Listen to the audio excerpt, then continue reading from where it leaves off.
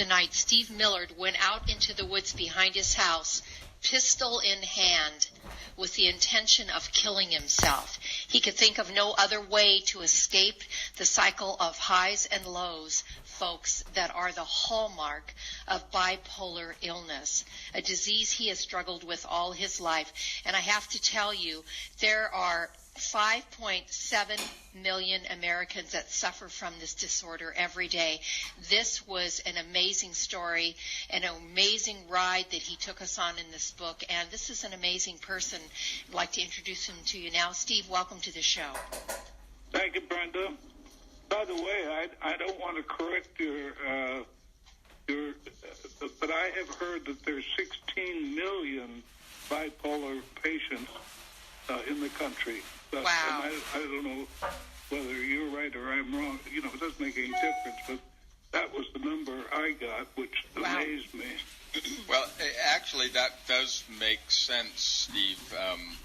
We often get things from the National Institute of Health or Mental Health or various organizations, and we find that they're extremely conservative when, talking about these kinds of problems and the numbers. But I think all of us know, because we just look around, everybody knows someone who is suffering in this way. So, Steve, tell us about that night where you had the pistol in hand and you were intent on killing yourself.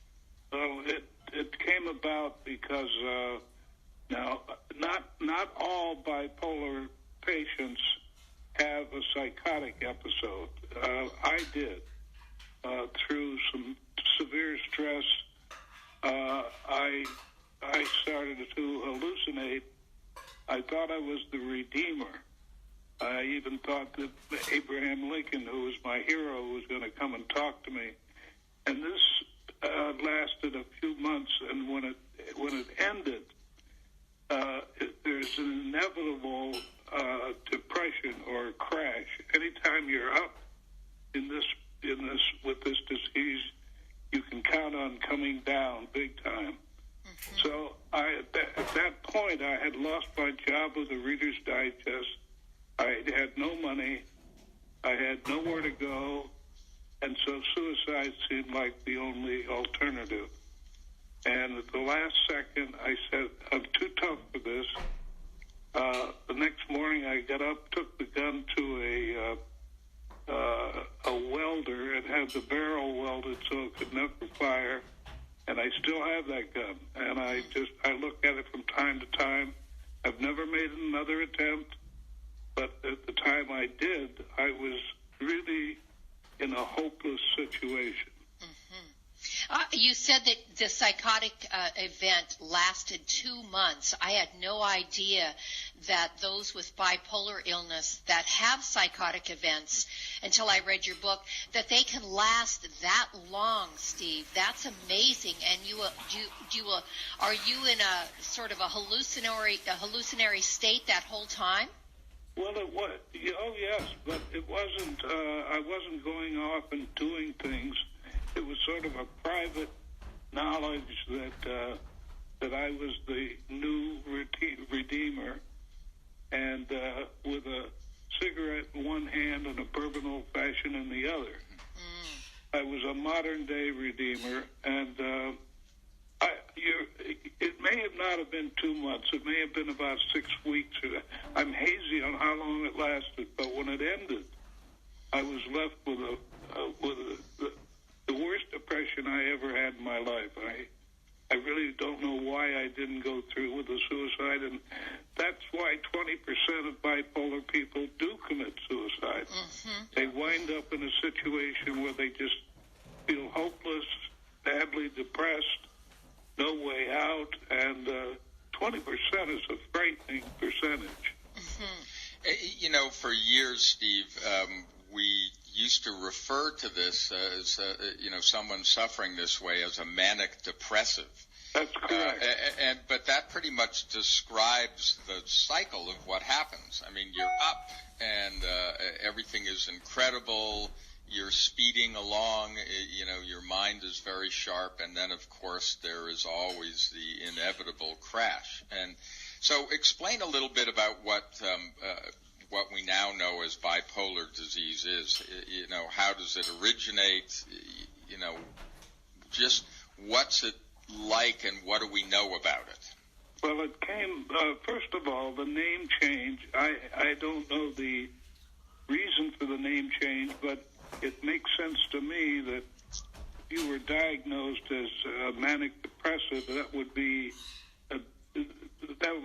very upsetting. I think they changed the name to bipolar, which is a much more palatable way of telling the patient that he's ill. That'd be my guess. But with me, the illness broke out when I was 27, which oddly enough is the average for the breakout of this illness. There are plenty of young people who have it, so it doesn't have to be 27. But it was for me, and from then on, it was pretty much of a nightmare for 25 years because I didn't have the money, and I was afraid of the stigma. So for 25 years, I just toughed it out until I finally got help at I got help at the 25th year. Then I went into cognitive therapy and medication, which I do now, which is the only way to go, really. But let me add something to that. Cognitive therapy and medication will take care of about 50% of the problem. The other 50%, the patient themselves has to make a lot, it has to expend a lot of energy. I devote 2 or 3 chapters in my book of all the very simple things you can do, the patient can do on his own to relieve anxiety and or depression. Because in the bottom line, you've got to contribute at least 50%. You know, Steve, for those 25 years, you really didn't know what you had. You didn't know what was wrong with you, did you?